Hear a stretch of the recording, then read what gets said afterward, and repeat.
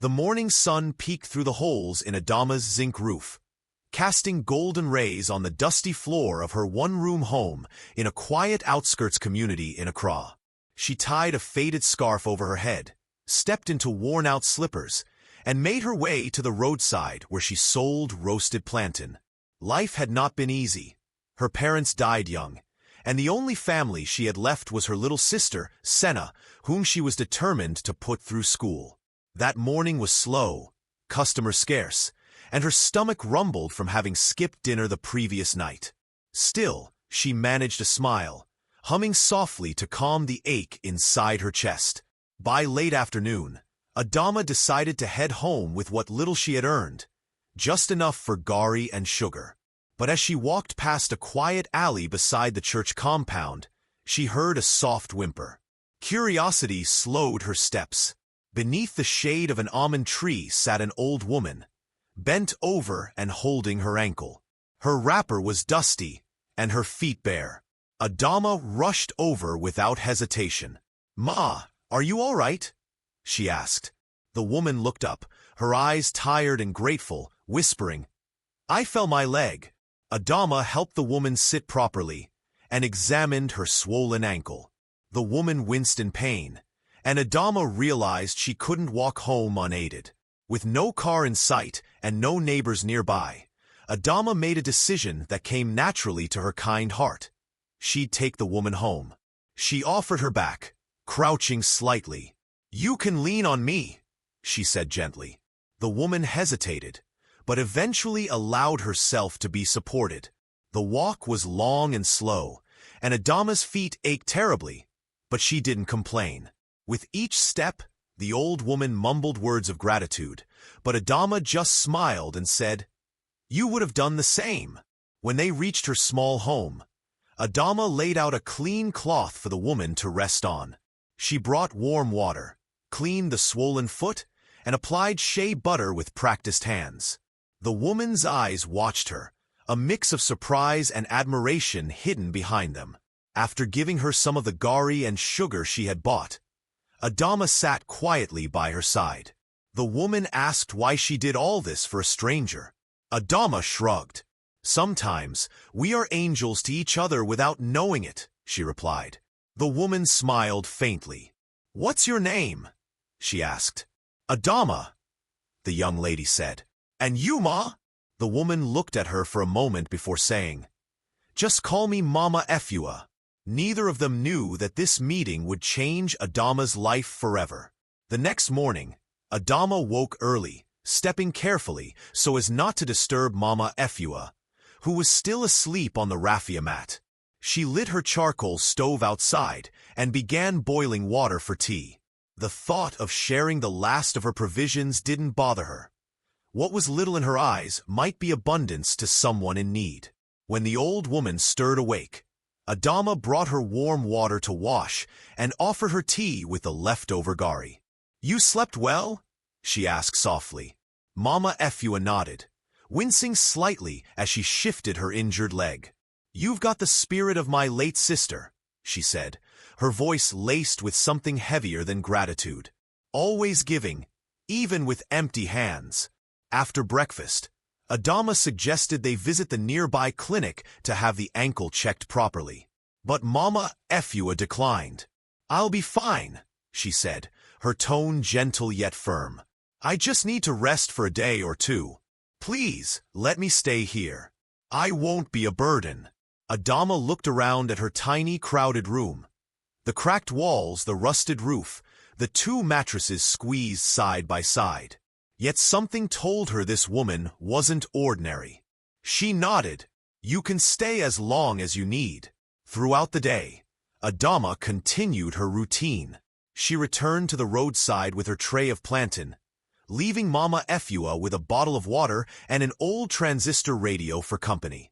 Sales were slow again, but she didn't allow herself to grumble. As dusk settled and she returned home, she found the woman sweeping the compound with a borrowed broom. "You didn't have to," Adama said, surprised. "I had to," Mama Efua replied with a wink. "I'm not used to sitting idle." They sat under the open sky that evening, listening to distant laughter from neighborhood children and sharing stories about childhood, cooking, and faith. But Mama Efua skillfully avoided mentioning her family or where she came from. That night, as the stars blinked silently above them, Adama looked over at her guest. She had felt a strange peace since the woman arrived. There was a regal air to Mama Efua, despite her humble appearance, like a queen hiding in plain sight. "You remind me of someone important," Adama blurted out. The woman chuckled, her eyes twinkling.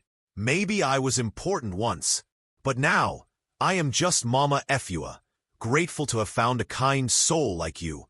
As they said goodnight, Adama didn't know that her quiet compassion had already begun to echo in places she never dreamed of.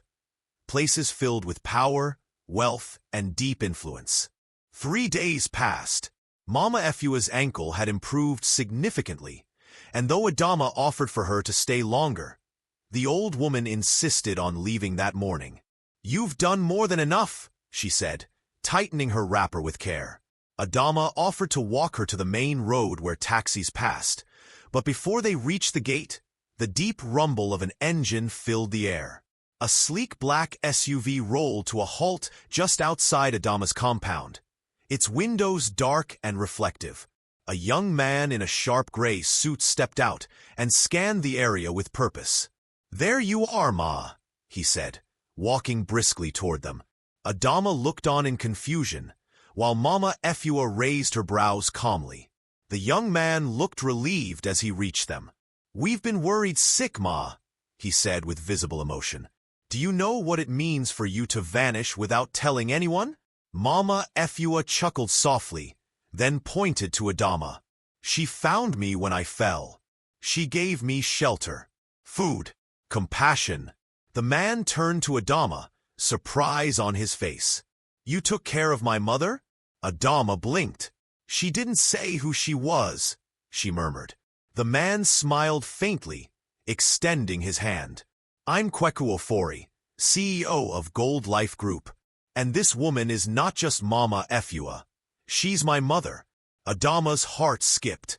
She had heard of Gold Life Group, a company behind everything from real estate to digital banks, a giant in West Africa. Kweku was the golden bachelor of every newspaper headline, but she stood frozen, still in her apron stained with charcoal and sweat. "I didn't know," she began, but Mama Efua stopped her with a gentle touch. "And that's exactly why I stayed. You helped me not because of who I was, but because of who you are." Kweku nodded, visibly moved. "Few people would do what you did. We owe you more than words." But Adama waved it off, shy and unsure. "Anyone would have done the same," she whispered. "Not everyone would," Kweku replied, looking at her with something new in his gaze, respect. Before she could process it all, Mama Efua turned to her. "Come with us. At least let us drop you somewhere." Adama hesitated, unsure what world she was stepping into. But something inside her whispered it was safe. She quickly washed her hands, folded her plantain tray, and locked her small room. As the SUV door opened, and she slid in beside the old woman who had once limped beside her, Adama stared out the tinted window at the only life she had ever known. She didn't know where this ride would take her, but she sensed that, for the first time in her life, it was leading somewhere different, somewhere better. Adama had never been in a car that smelled like roses and leather. The interior of the SUV was quiet, cool, and unlike anything she had ever experienced. As they drove through the busy streets of Accra, past traffic, street hawkers, and shouting bus conductors, Adama felt a quiet war inside her, humility battling awe. Mama Efua held her hand and whispered, "Relax, my daughter. You deserve comfort too."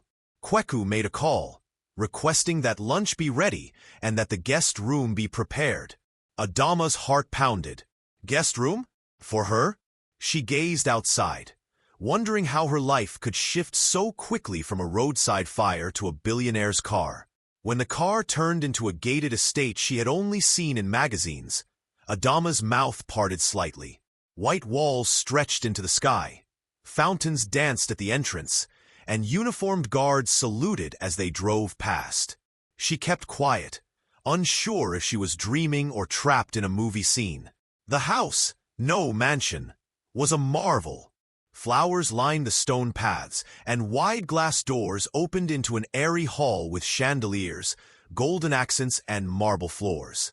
Adama almost didn't want to step on the clean tiles with her old slippers. Kweku noticed and simply said, "Walk like you belong. You're welcome here." Inside, a woman in crisp uniform approached and took Mama Efua's bag. "Welcome home, madam," she said. Two other workers appeared with warm towels and refreshments. Adama stood awkwardly, holding her tray, until Mama Efua gently took it from her hands. "You won't need this anymore," she said, placing it down. Then she turned to one of the maids. "Show Adama to the guest wing and give her something nice to wear." Adama hesitated. "But I have nothing else with me," she began. Kweku stepped forward. "We'll take care of everything. Just relax." His tone was calm but firm, and Adama felt herself surrendering to the unfamiliar kindness. The room she was taken to had a soft bed, a full-length mirror, and its own bathroom with hot water. Adama stared at her reflection, seeing the smudges on her face and the lines of tiredness etched by years of struggle. She bathed slowly, letting warm water run over her skin like blessings. Clean clothes were brought in, a modest dress that felt like luxury against her skin. When she stepped back out into the hallway, she no longer looked like the girl who roasted plantain by the roadside. She looked like a guest, and even though she still felt like an outsider, something inside her shifted slightly, like a door unlocking. Hope, perhaps. The dining room was larger than Adama's entire house. A long table stretched across the marble floor, adorned with sparkling glassware and golden cutlery. A variety of dishes lined the center. Jollof rice steaming beside grilled tilapia, fresh vegetables, creamy soups, and fruit juices that sparkled under the chandelier light. Adama felt dizzy just looking at the feast. Kweku pulled out a seat for her, while Mama Efua took hers at the head of the table. "You're our guest," she said warmly. "Eat freely." Adama nodded, but picked at her food at first, overwhelmed by the newness. Yet as conversation flowed, her shoulders relaxed and she began to eat. They talked about life, her childhood, the challenges of raising Senna alone, and how she managed to stay hopeful despite poverty. Kweku listened attentively, occasionally exchanging glances with his mother. "You're a rare soul," he said after a pause. "Most people in your situation would have walked away when they saw an old woman in trouble." Adama shook her head. "Kindness costs nothing, and I know what it's like to be alone and helpless." Mama Efua nodded slowly. "That's the kind of heart money cannot buy." The room fell into a gentle silence, the kind that comes when words are not enough. After the meal, Adama asked shyly if she could call her sister, Senna, to check on her. Kweku handed her a phone. "Use mine." As she heard Senna's voice through the receiver, her heart melted. "I'm safe," she told her sister, smiling. "I met someone important. I'll explain later." After the call, Kweku asked more about Senna. "How old is she?" 14, Adama answered. "She's in JSS 2, very bright." Kweku exchanged another glance with Mama Efua. "And you've been taking care of her all alone?" She nodded. "Yes, ever since our parents died." That revelation stirred something in them both. Adama's quiet strength was no longer a passing act of kindness. It was the root of who she was. Later that evening, Mama Efua invited her to sit with her in the garden. The air was cool, scented with jasmine. She leaned closer to Adama and said, "You remind me of myself when I was young, bold, selfless, unshaken by hardship. But I didn't have someone to pull me up." She held Adama's hand. "I want to be that person for you, not out of pity, but because you are deserving." Adama's eyes welled with tears she didn't know she had held back. For so long, she had carried her struggles like a second skin. Now someone saw her, not just her suffering, but her strength, and it was being honored, not ignored. The next morning, sunlight filtered through linen curtains as Adama opened her eyes slowly, unsure of where she was. For a moment, she thought she had dreamed it all. The car, the mansion, the feast, but the softness of the bed beneath her reminded her this was real.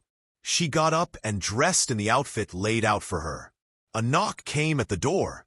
It was a housekeeper with a tray of breakfast and a message. "Sir Kweku would like to speak with you after breakfast. He'll be in the garden." Adama thanked her politely, nerves dancing in her belly. She ate slowly, thoughts racing. What could he want to talk about? Kweku was seated under a bougainvillea tree, sipping coffee when she approached. He stood when he saw her, offering a seat. "I've been thinking," he said after a pause. "People like you should not be left behind." Adama looked at him, puzzled. "What do you mean?" He smiled. "You're intelligent, selfless, and hard-working. You just lack opportunity. I run a foundation that supports women in underserved communities. I want to sponsor you, to go back to school, get trained in business, and work with us, if you're open to it." Adama froze. "Me?" she asked, incredulous. "Yes, you," he said firmly. "You've earned this." Tears stung her eyes as she nodded, not trusting herself to speak. "I always dreamed of going back to school," she whispered. "But there was never money. Senna had to come first." Kweku smiled. "Now, both of you can have a future." He explained that his team would enroll her in a program tailored for women entrepreneurs, including housing, stipends, and mentorship. She would also be offered a part-time role in the foundation's outreach department. "You'll still earn while you learn," he added. Adama blinked back tears. For the first time, the door of possibility had swung open, and she wasn't begging her way through it. She was being invited in. Later that day, Mama Efua embraced her warmly. "This is only the beginning," she said. "I've seen many people in high places, but what makes someone special isn't their status. It's their heart." Adama hugged her tightly. "Thank you for trusting me, for believing in me." The old woman chuckled. "You earned that trust before I even told you my name." As Adama packed her few belongings into a new suitcase gifted by the house staff, she looked around one last time. The wall she had once feared now felt like home. She hadn't lost anything. She had only gained. And the path ahead, though unfamiliar, felt right beneath her feet. 2 weeks later, Adama stood before a modest classroom inside a sleek building with a Gold Life Foundation logo above its entrance. Dressed in a navy blue blouse and khaki skirt, she looked like someone reborn. The training had started: business ethics, basic accounting, digital marketing. At first, she struggled to find her voice in a room filled with women who spoke fluent English and carried themselves with polished ease. But by the end of the first week, her confidence began to grow. Her ideas, grounded in experience, began to stand out. During a group project, her pitch on street-side food packaging using eco-friendly materials caught the attention of the instructor. Kweku occasionally dropped by unannounced, checking in on the class, but every time he saw Adama, his face lit up with approval. One day after class, he asked her to join a strategy session with the Foundation's outreach team. "I want you to contribute," he said. "Your perspective matters." In that boardroom, surrounded by executives in suits, Adama's hands trembled slightly as she spoke. But the room listened, really listened.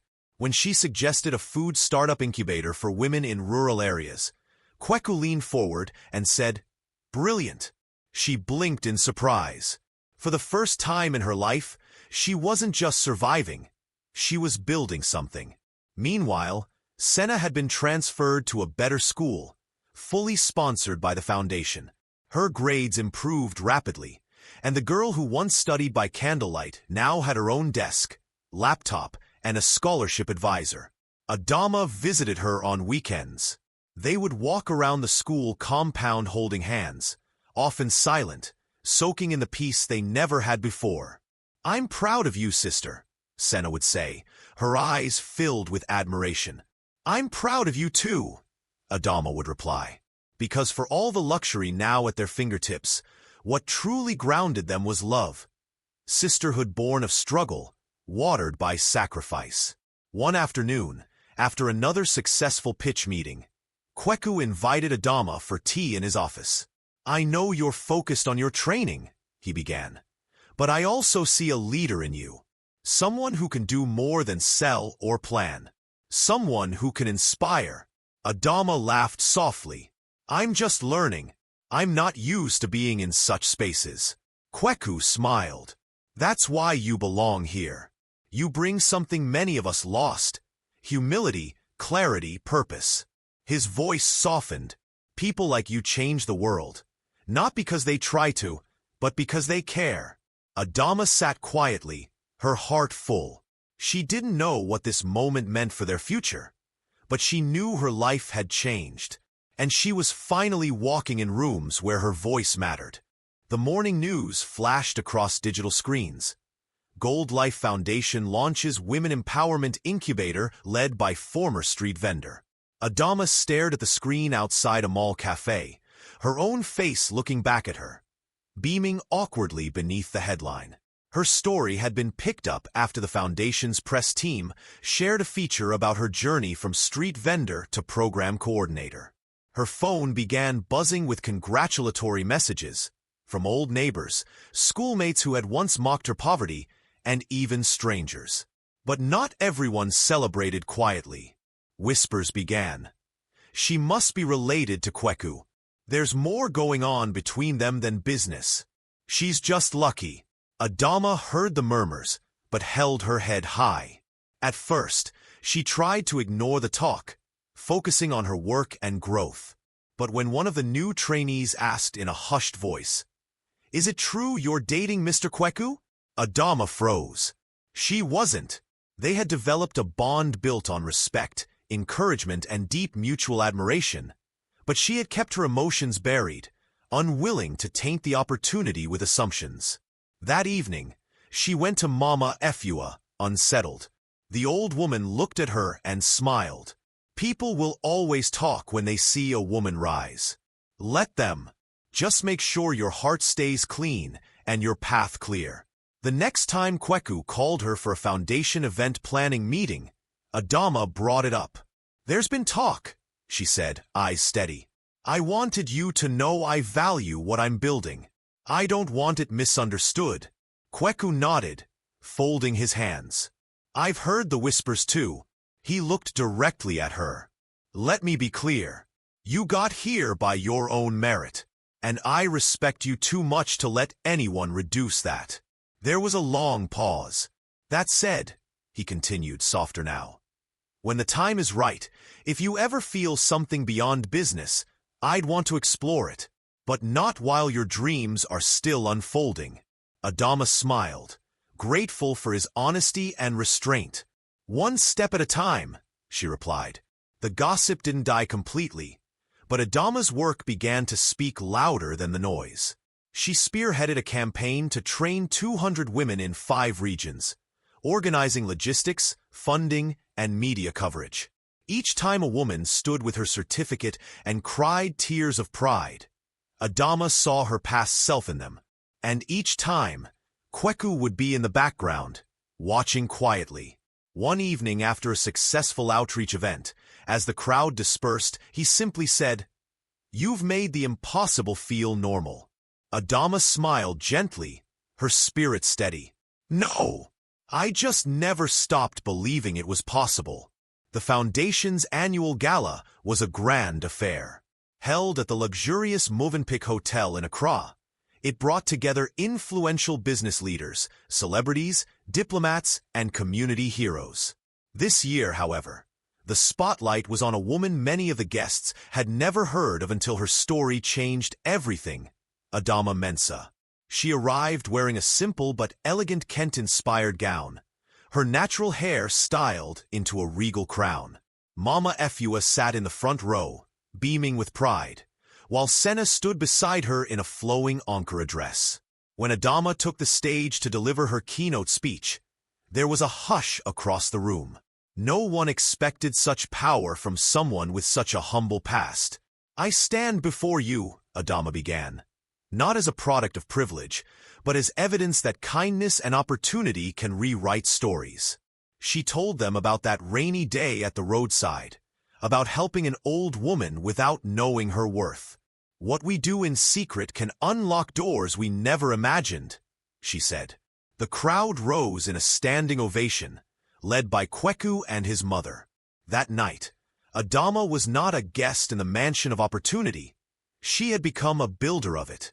She was honored with the Women of Courage and Impact Award, a plaque that felt heavier than gold in her hands, not because of its weight, but because of its meaning.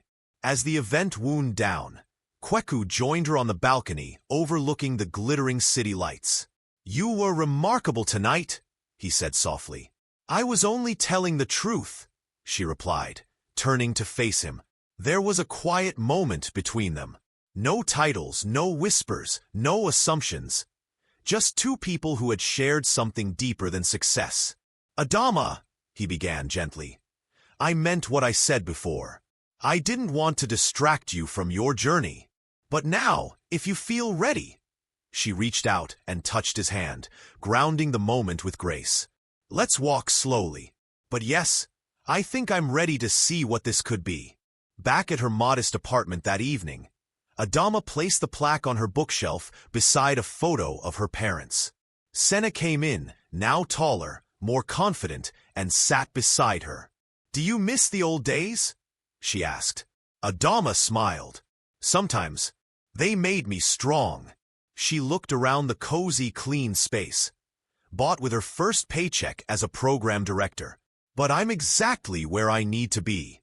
That night, as she drifted to sleep, she dreamed not of hardship, but of futures yet to be written, by the hands of women who dared to hope, to give, and to rise.